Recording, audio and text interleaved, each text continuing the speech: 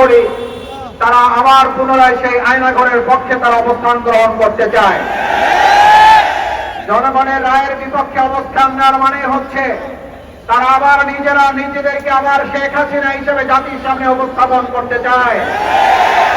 আমরা পরিষ্কার বলতে চাই, গণভোটের মাধ্যমে যে রায় জনগণ আমাদের সামনে উপস্থাপন করেছে, আপনারা সংসদে আপনাদের রায়ের মাধ্যমে 2/3 ক্ষমতার বলে আপনারা যদি এটা প্রত্যাখ্যান করেন, এটা মনে রাখতে হবে আপনারা 12 তারিখের নির্বাচনের পর 17 তারিখে শপথ গ্রহণ করেছেন, কিন্তু এই দেশের জনগণের একটা বড় অংশ 5 তারিখে সংসদে গিয়ে কিন্তু তারা সেখানে বক্তব্য রেখেছে।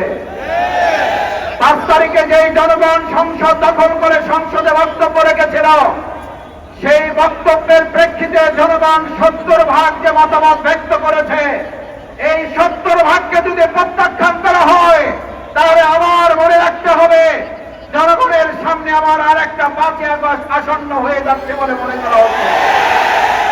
আমরা প্রত্যাশা করি আজকে 11 দলীয় ঐক্যের এই বিশাল সমাবেশ এবং বিক্ষোভ মিছিলের মাধ্যমে আমাদের বর্তমান সরকার উপলব্ধি করতে সক্ষম হবে গণরায়কে প্রত্যাখ্যান করলে গণরায় আবার এই সরকারকে প্রত্যাখ্যান করতে বাধ্য হবে। তাই আসুন সম্মিলিতভাবে আজকের এই সমাবেশে আপনারা অংশগ্রহণ করবেন, বিক্ষোভ মিছিলে আপনারা শেষ পর্যন্ত অংশগ্রহণ করবেন, সেই প্রত্যাশা ব্যক্ত করে এখন সালাতুল আসর শুরু হবে। আসরের বিরতির পরে আমরা আনুষ্ঠানিকভাবে কর্মসূচি শুরু হবে।